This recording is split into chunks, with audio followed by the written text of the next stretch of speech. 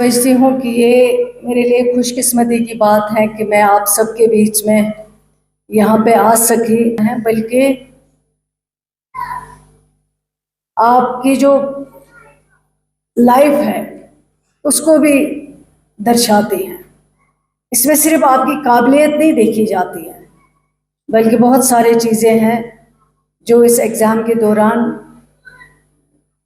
जिसको देखा जाता है।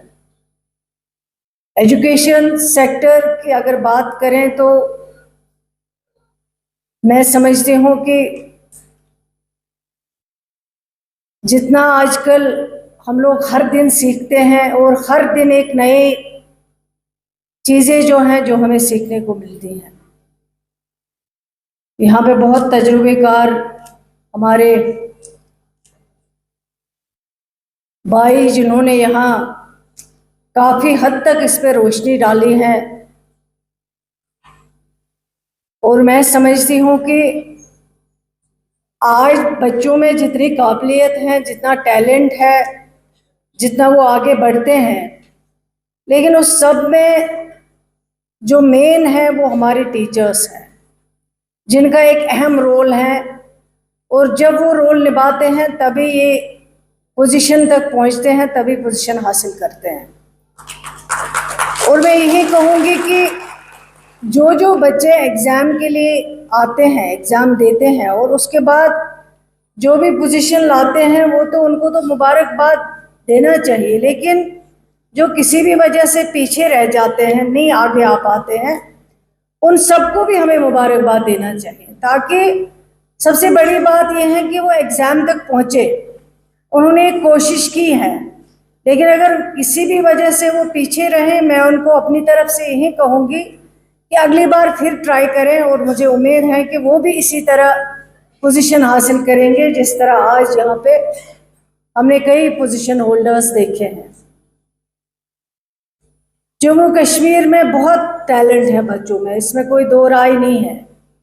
1.5 साल से जब मैं इस एजुकेशन डिपार्टमेंट में देखती हूँ, और सही माने में मैं यही कहूँगी कि जितनी काबिलियत हमारे बच्चों में है, बच्चियों में है, शायद वो कहीं और नहीं है। लेकिन इनको मौका देने की ज़रूरत है कि किस तरह ये आगे बढ़े हैं, वो वसाइल पैदा करने की ज़रूरत है, चाहे वो प्राइवेट सेक्टर हो, चाहे वो गवर्नमेंट सेक्टर हो। दोनों साइड से बहुत कोशिश हो रही है। प्राइवेट सेक्टर में भी बहुत काम हो रहा है और गवर्नमेंट लेवल पे भी बहुत काम हो रहा है, ताकि बच्चों का जो भी आगे बढ़ने का तरीका है उसको हम कैसे आसान कर सके, और बच्चों के लिए वो वसाइल कैसे पैदा कर सके ताकि बच्चे आगे बढ़ के अपने उन टारगेट्स को पूरा कर सके जो उन्होंने लाइफ में सोचे होंगे। पढ़ाई के साथ साथ मैंने यहाँ पे जो बच्चे और बच्चियाँ आए जिन्होंने यहाँ पे पोजीशन हासिल की हैं, और मैं समझती हूँ कि आज एक तरफ से लगता है कि जैसे कुछ डिप्रेशन के शिकार है, दबाव है कोई बच्चों के ऊपर। मैं पेरेंट्स को भी यही गुजारिश करूँगी कि अपने बच्चों के ऊपर दबाव ना डालें, उनको उनके ऊपर प्रेशर ना करें, बच्चों को आज़ादी दे दीजिए और उनको मजबूर मत करिए कि आपको इतने नंबर लाने हैं, आपको ये पोजीशन लानी है। बच्चे को आज़ाद छोड़ दीजिए ताकि वो खुद फैसला कर सके उसको किस लाइन में जाना है, उसको डॉक्टर बनना है, उसको केएस करना है, उसको आईएएस करना है।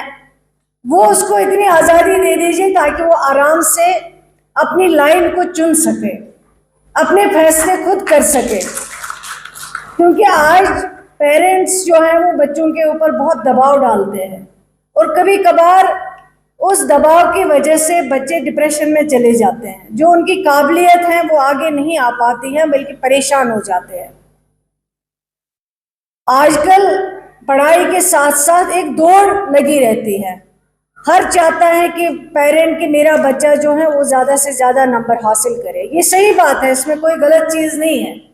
आप ख्वाहिश रख सकते हैं, ख्वाहिश आप ज़रूर रखें, लेकिन बच्चों के ऊपर दबाव मत डालें। यहाँ पे एक हमारे जो स्टेज पे आए थे, उनका नाम नहीं मुझे अभी याद आ रहा है, जिन्होंने माहौलियात के बारे में भी बात की, जिन्होंने ड्रग्स का भी यहाँ पे जिक्र किया है, उस बारे में बात की, मंजूर साहब।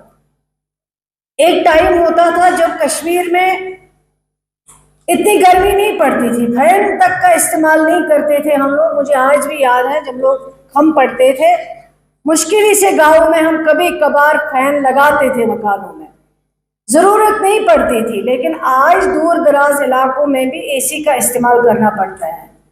माहौलियात में कितनी चेंज आ गई है और हम लोगों ने क्या तबाही की है।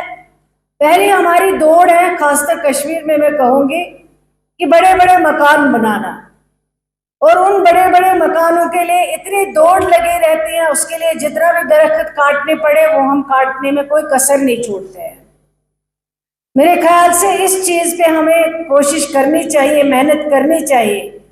ये कोई मुश्किल चीज नहीं है। अभी जैसे मंजूर साहब ने कहा, हमने एक जम्मू में एक शुरुआत की थी, हमने कहा था इतने सारे एजुकेशन डिपार्टमेंट में अगर हम शुरुआत करें, एक बच्चा अगर एक पेड़ लगाए तो वो आसान बात है, कोई मुश्किल चीज नहीं है। उनके साथ साथ अगर उनके टीचर्स, पेरेंट्स भी अगर इसमें रोल अदा कर सके तो बहुत बड़ी बात है। लेकिन सिर्फ दरख्त लगाना सारा मसला हल नहीं होता है।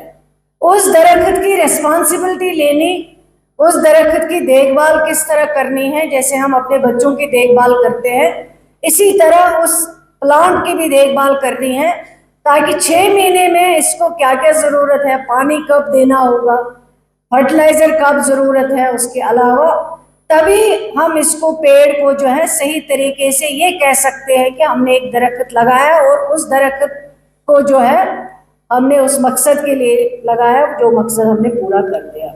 वरना लगाने के लिए तो हम बहुत लगाते हैं, फोटोग्राफ खींचते हैं कि आज यहाँ पे ये शुरुआत हुई, वहाँ पे ये शुरुआत हुई, लेकिन बाद में उसको पूरा करने में हम रेस्पॉन्सिबिलिटी नहीं लेते हैं।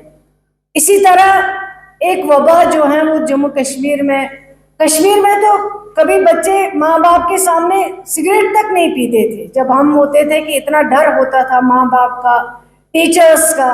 लेकिन आज किस तरह से ड्रग्स की वबा जो है वो कश्मीर में इस तरह फैली हुई है कि हर माँ बाप को डर लगता है कि हम अपने बच्चे को बाहर भेजें, अपनी बेटी को बाहर भेजें या नहीं भेजें, इनसिक्योर फील करते हैं। इन सब चीज़ों के लिए हम सबका रोल होना चाहिए, चाहे वो एजुकेशन डिपार्टमेंट के हमारे पास कॉलेजेस हों, चाहे वो हायर सेकेंडरीज हों, चाहे वो स्कूल्स हों, चाहे वो बाहर हमारी सोसाइटी के लोग हो, हमारे सिटीजन, सीनियर सिटीजन्स हो, हम सबकी जिम्मेवारी है। ये सरकार अकेली नहीं कर सकती है। जब हम सब इसमें रोल करेंगे अपना, तो मुझे यकीन है, मुझे उम्मीद है कि वबा जो है इससे हमें निजात मिलेगी और हमारी जनरेशन जो तबाह हो रही है उससे हम बच पाएंगे, उसको हम कंट्रोल कर पाएंगे। और मैं आज यहाँ पे इन जिन्होंने ये प्रोग्राम ऑर्गेनाइज किया है उन सबको अपनी तरफ से बहुत बहुत मुबारकबाद देना चाहूँगी। और मैं समझती हूँ कि आप सबका बहुत रोल है कि आप किस तरह से बच्चों को तैयार करते हैं, किस तरह से उनको आगे बढ़ाते हैं, किस तरह से उनको सिखाते हैं कि लाइफ में किस तरह आगे बढ़ना है, किस तरह एग्जाम्स को फेस करना है। तो एक बहुत बड़ा कंट्रीब्यूशन है आपका। इस कंट्रीब्यूशन को हमें भूलना नहीं चाहिए, हमें याद रखना चाहिए कि अगर आप लोग ये शुरुआत नहीं करते तो शायद कई बच्चे जो है वो रह जाते हैं आगे बढ़ने से। लेकिन आपकी इस शुरुआत की वजह से कई बच्चे जो हैं वो अपनी मंजिल जो है उसको पार कर लेते हैं, आगे बढ़ते हैं लाइफ में।